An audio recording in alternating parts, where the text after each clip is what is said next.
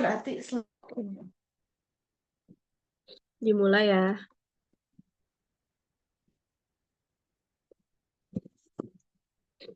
Hmm.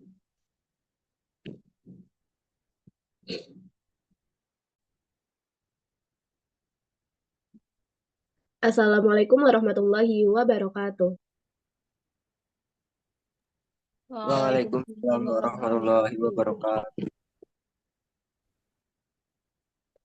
Kami dari kelompok 1 akan mempresentasikan terkait materi Undang-Undang Nomor 12 Tahun 2011. Sebelumnya, perkenalkan nama saya Siti Zelika Pranidasari dengan NIM akhir 045. Saya Nova Arsita Ramawati dengan NIM akhir 008. Saya Kansa Saya Salvada dengan NIM akhir 005. Saya Novia Ramadhani dengan NIM akhir 020. Saya Nafisa dengan NIM akhir 024.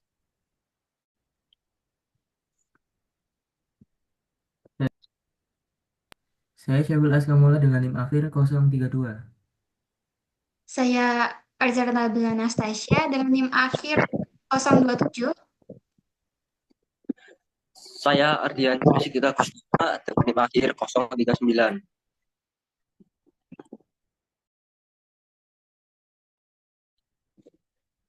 Yang pertama yaitu latar belakang dari pembentukan Undang-Undang Nomor 12 Tahun 2011. Yang pertama, untuk mewujudkan Indonesia sebagai negara hukum, pembangunan hukum nasional harus dilakukan secara terencana, terpadu, dan berkelanjutan. Yang kedua, Undang-Undang Nomor 10 Tahun 2004 tentang pembentukan peraturan perundang-undangan sudah tidak dapat menampung perkembangan kebutuhan masyarakat.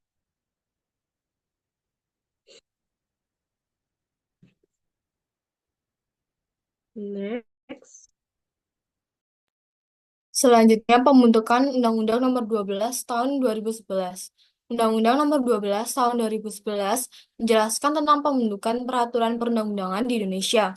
Tujuan utama undang-undang ini adalah untuk menciptakan sistem pembentukan peraturan yang lebih tertib, transparan, dan partisipatif.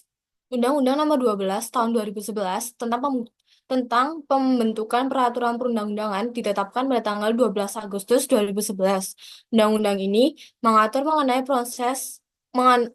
prosedur dan mekanisme dalam pembentukan peraturan perundang-undangan di Indonesia.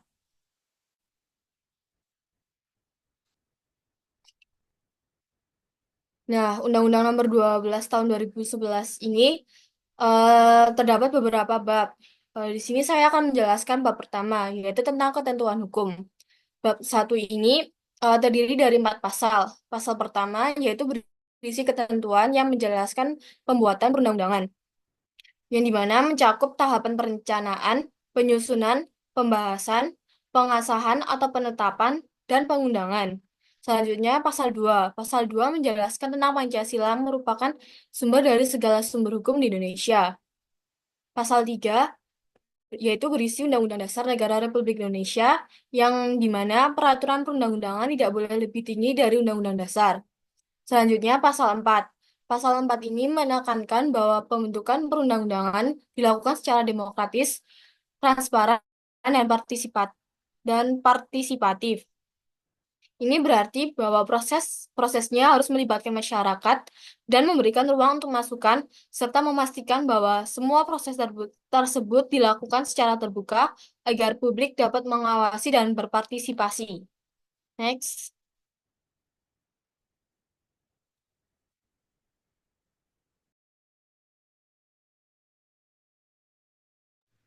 Selanjutnya, bab 2 asas pembentukan perundang-undangan. Di sini ada pasal 5 dan pasal 6.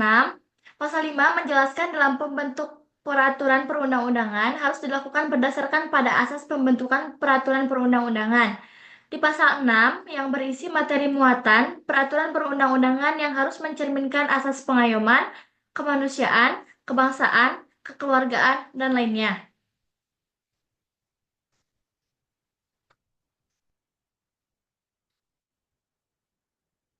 Di pasal 5 ini, dalam membentuk peraturan perundang-undangan harus dilakukan berdasarkan pada asas pembentukan peraturan perundang-undangan yang baik, yang meliputi A. Kejelasan tujuan, B. Kelembagaan atau pejabat pembentuk yang tepat, C. Kesesuaian antara jenis, hierarki, dan materi muatan, D.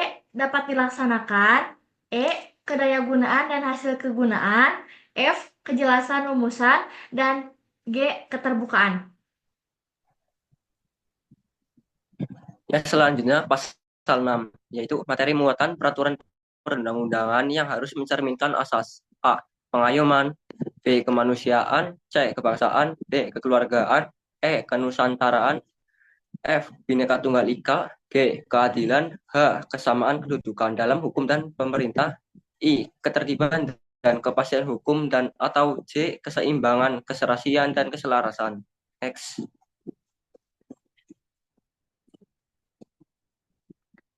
Yang terdapat dalam pasal 18.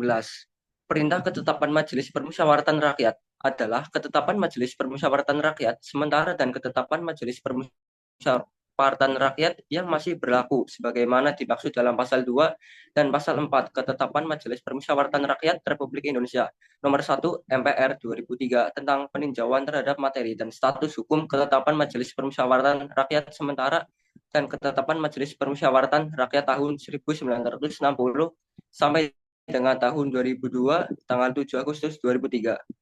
Next. Bab 3. Jenis, hierarki, dan materi muatan perundang-undangan. Terdiri dari 9 pasal yang menjelaskan materi muatan-muatan yang harus diatur dengan undang-undang. Hierarki perundang-undangan. A. Undang-Undang Dasar Negara Republik Indonesia tahun 1945. B. Ketetapan Majelis Permusyawaratan Rakyat. C. Undang-undang atau peraturan pemerintah pengganti undang-undang. D. Peraturan pemerintah. E. Peraturan presiden. F. Peraturan daerah provinsi. Dan G. Peraturan daerah kabupaten atau kota. Next. Bab 4. Perencanaan peraturan perundang-undangan. Dalam penyusunan prolegnas, sebagaimana dimaksud dalam pasal 16, penyusunan daftar rancangan undang-undang didasarkan atas A. Perintah Undang-Undang Dasar Negara Republik Indonesia tahun 1945.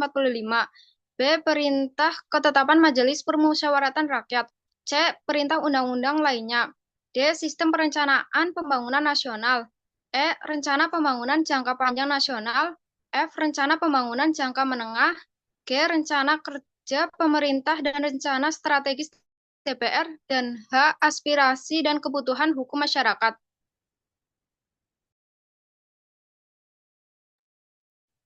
Bab 5. Mengatur tentang peraturan pemerintah pengganti undang-undang, di mana bab tersebut membahas bahwa 1.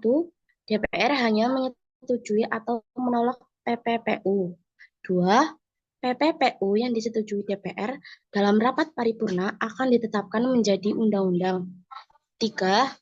PPPU yang tidak disetujui DPR dalam rapat paripurna akan dicabut dan dinyatakan tidak berlaku. 4. Untuk mencabut PPPU, DPR atau Presiden dapat mengajukan rancangan undang-undang tentang pencabutan PPPU. 5. Rancangan undang-undang tentang pencabutan PPPU akan mengatur segala akibat hukum dalam pencabutan PPPU. 6. Rancangan undang-undang tentang pencabutan PPPU akan ditetapkan menjadi undang-undang tentang pencabutan PPPU dalam rapat paripurna yang sama. Next. Kerangka peraturan perundang-undangan, yaitu 1. Pembukaan, yang kedua batang tubuh, yang ketiga penjelasan, yang keempat lampiran, dan selanjutnya penutup. Selanjutnya ada teknik penyusunan peraturan perundang-undangan. Ketentuan mengenai teknik penyusunan peraturan perundang-undangan terdapat pada ayat 1, tercantum dalam lampiran 2, yang merupakan bagian yang tidak terpisahkan dari undang-undang ini, yaitu pasal 64. Terus ada penyusunan peraturan perundang-undangan, yaitu yang pertama ada perencanaan, yang kedua penyusunan, ketiga pembahasan rancangan, keempat, penetapan dan pengesahan, dan yang kelima adalah pengundangan. Pembahasan dan pengesahan rancangan undang-undang. Pembahasan rancangan undang-undang dilakukan oleh DPR bersama Presiden atau Menteri yang ditugasi. Pembahasan rancangan undang-undang ada pada ayat 1 yang berkaitan dengan A. Otonomi daerah, B. Hubungan pusat daerah, C. Pembentukan, pemekaran, dan penggabungan daerah, D. Pengelolaan sumber daya alam dan sumber ekonomi lainnya, yang E. Perimbangan keuangan pusat dan daerah.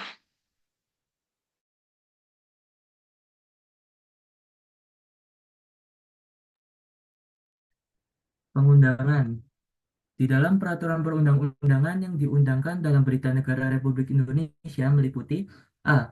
Undang-undang atau peraturan pemerintah pengganti undang-undang, B. Peraturan pemerintah, C. Peraturan presiden, dan D. Peraturan perundang-undangan yang lain. Demikian presentasi dan sedikit pemateri dari kelompok kami. Kurang dan lebihnya mohon maaf. Sekian, wassalamualaikum warahmatullahi wabarakatuh. Waalaikumsalam warahmatullahi wabarakatuh. Wabarakatuh.